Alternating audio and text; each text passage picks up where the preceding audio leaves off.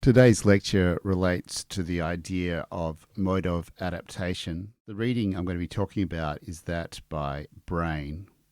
Brain argues that women are accused of being witches because they are forced into witch-like behavior. Executions for witchcraft are associated with sedentary, not mobile modes of adaptation. An example of a sedentary society or mode of adaptation would be agricultural societies, because farmers are forced to stick in the same area for not just years but generations. A mobile mode of adaptation includes things like nomads, hunter-gatherers, also people who follow their herds, herders, who might travel from one region to another trying to find grasslands to feed their animals on. So there are two terms you don't really have to remember. One of them is pastoralism. Pastoralists follow their herds of sheep or cows from one area to another. You find those in parts of Africa, near the Nile, for example, northeast Africa. You'll also find them in Mongolia. There's also transhumance, which you can find in the South of America, where cowboys follow their herds from the lower areas during winter up to the higher areas in the mountain during summer. So that's called transhumance. So that's an example of geographical mobility, being mobile through space. There's also social mobility. That's the ability to move through social classes. In Australia, for example, we might find a person, let's say an untouchable caste person from India, migrates to Australia, and they can become upper class and maybe even become a boss of, let's say, a Brahmin, an upper caste Indian in Australia. So what I'm trying to say is that in India, there's not much social mobility compared to Australia. Well, that's the dream. I'm not sure if the reality matches up to that. But it's clear that countries like Australia and the USA tend to have more social mobility than other historical societies and other current societies around the world. In feudal societies in Europe, there's another example where there was very little social mobility. If you were born a peasant, a serf, you will always be a serf. If you're an aristocrat, you're always an aristocrat. Rich or poor, you're always an aristocrat. Rich or poor, you're always a serf. You can't typically break through those social barriers. You can't move up the social ladder, you can't move down the social ladder, not mobility. From that, Brain makes another step in his argument, which is basically, in a society where there's mobility, if I'm accused of being a witch, I can get away. I can move. I can move through the social classes, or I can move physically away from my accusers.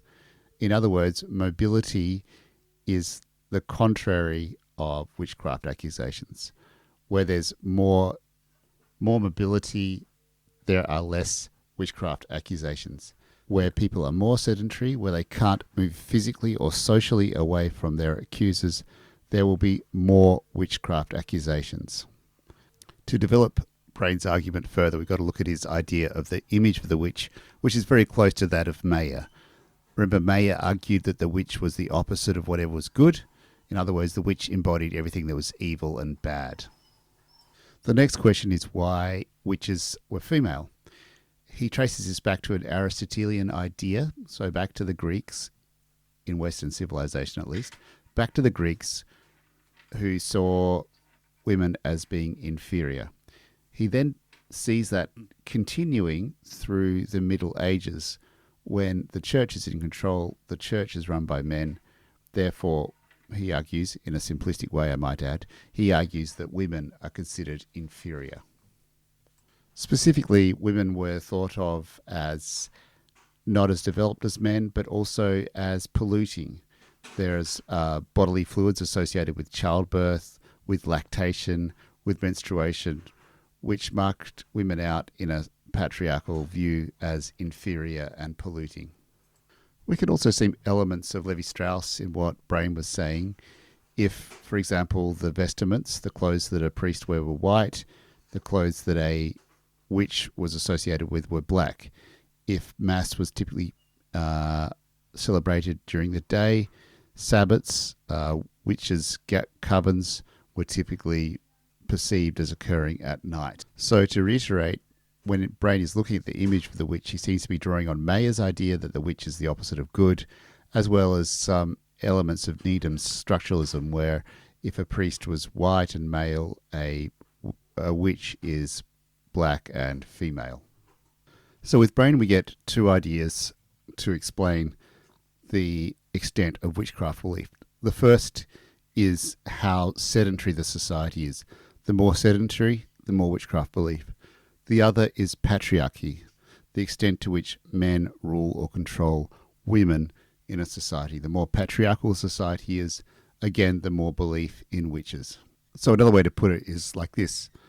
If you have greater mobility through space, that's geographical mobility, greater mobility through society, that is social mobility, and if you have greater equality between the sexes, then you'll have less witchcraft belief and I guess less witchcraft accusations. Put another way, again, where there's more social mobility, there's more chance for me to get up and leave. That means there's less chance of somebody to accuse me, or maybe less chance for me to harbour ill feelings towards somebody else, which leads to me accusing them of being a witch. So Brain's idea hasn't really taken off. There aren't hundreds of people running around saying how wonderful his theory is. It's not particularly influential. Nevertheless, it is quite interesting in the way that he's combined a classic anthropological topic, which is modes of adaptation, whether they're sedentary or nomadic, and combined that with gender and sex. If you think about music, you get different kinds of songs. Like at the moment, popular on the radio, you'll hear rap music, you'll hear pop music, you'll hear rock music, and they're different. A song can take different forms. The same way journal articles you might read can take different forms. Some of them are very serious and somber and well argued, carefully argued pieces. Others are more polemical, which means they make a big statement. And this is one of the more polemical kinds of arguments.